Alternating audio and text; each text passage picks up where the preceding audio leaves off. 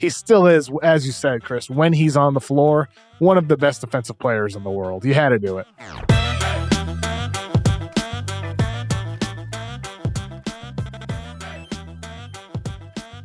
Couple of things that have happened since we last spoke. The first of which is the Anthony Davis extension took place since we last spoke. A monster extension for Anthony Davis. His new contract is going to be 3 years, $186 million. That brings his total contract value to $270 million through 2028.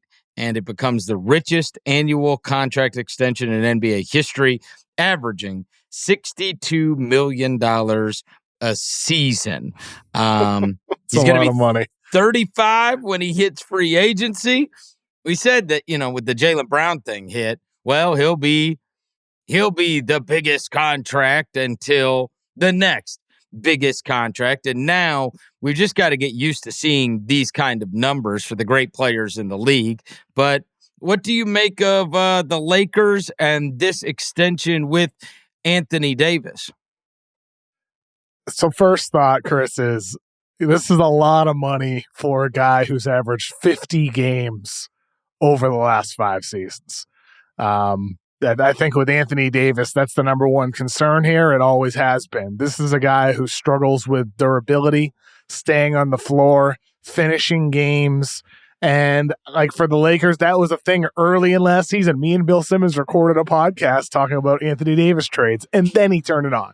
And then he became the dominant defender, the guy who was one of the best defenders in all of basketball, who can switch across positions, defend different schemes, who offers the type of interior scoring and secondary handling that the Lakers need. But at the same time, like, this is definitely a risk, but it's a risk that they have to take. Like, as great as AD is on defense, they have to invest this money on him. They cannot do better than they can with Anthony Davis. And it's similar to our Jaylen Brown discussion too. With Brown, what did we talk about? Retaining the asset, spinning it forward, trying to continue winning with the Tatum Brown core. And then if it doesn't work, maybe you can trade Jaylen Brown. With the Lakers, it's a little bit different. AD is older. He's significantly more injury prone. He doesn't offer the on-ball creation that Jaylen Brown does to an extent. But you got to do this if you're the Lakers. And yes, we just have to get used to these absolutely massive contract numbers. Well, and the truth is, you very rarely get into a situation where a contract becomes immovable. Even Russell Westbrook's deal got moved. John Wall may be the only one, that I can remember in recent history that, like, you really just could not move that, but they did move it. Washington did move it. And so I don't know, man. Like, he's a great player when he plays.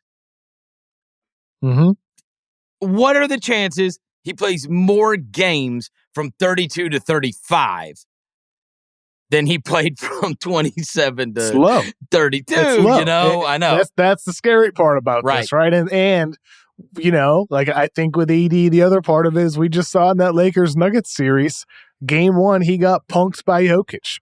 And then game 2, for the rest of the series, they had to have him defend away from the ball, which was fine because AD can still be a dominant force, not defending the opponent's best player.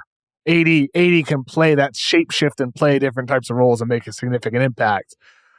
But yes, it would be nice if you could have him defend, the opponent's best offensive player, Nikola Jokic. I just think for the Lakers, they had to do this. And as the team evolves in the years to come, he is such a potent weapon in the pick and roll. He's one of the best lob finishers of all time. He can catch the ball in the short roll and dribble his way to the basket and make the right play off the dribble if he needs to pass it.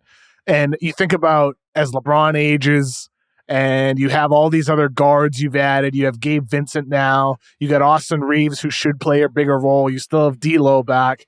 These are a lot of pick and roll creators in your team. And Anthony Davis is a vital weapon as an option to pass to in those situations, creating easier shot opportunities for your teammates. So even though AD isn't necessarily the on-ball, dominant second creator that, ideally you'd like to have next to LeBron James, he still is, as you said, Chris, when he's on the floor, one of the best defensive players in the world. You had to do it. And no question that this is a reflection of what he did in the playoffs. He was absolutely awesome in the playoffs. Sometimes amazing. we get stuck on what we saw last. He was downright dominant in multiple games against Memphis, in multiple games against Golden State. Yep. And he had a great playoffs and was available the entire way through. And there's that juxtaposition between that and the guys across the street that we talked about in an earlier episode this summer, which is what do you do if you're the Clippers in terms of extension eligible players, Kawhi Leonard and Paul George, who also have the same issue, which is being unavailable. But the difference is when it mattered most, Anthony Davis was available last year, and those guys weren't and haven't been available when it mattered most. And so make no mistake, I think this is in large part a much easier decision for the Lakers because of what he did in those 6 to 8 weeks in the spring when they were making it to the Western Conference Finals. And so, again, like I agree with you. It's just like we said about Jaylen Brown. You can't lose the asset. And why do you want a disgruntled player? Like, just sign the extension, and then you can figure it out from there. And who knows what post-LeBron life is going to be like for the Lakers. But at least you know you got one awesome player no matter what, right? No matter what, you got at least one awesome player on your team, assuming he plays.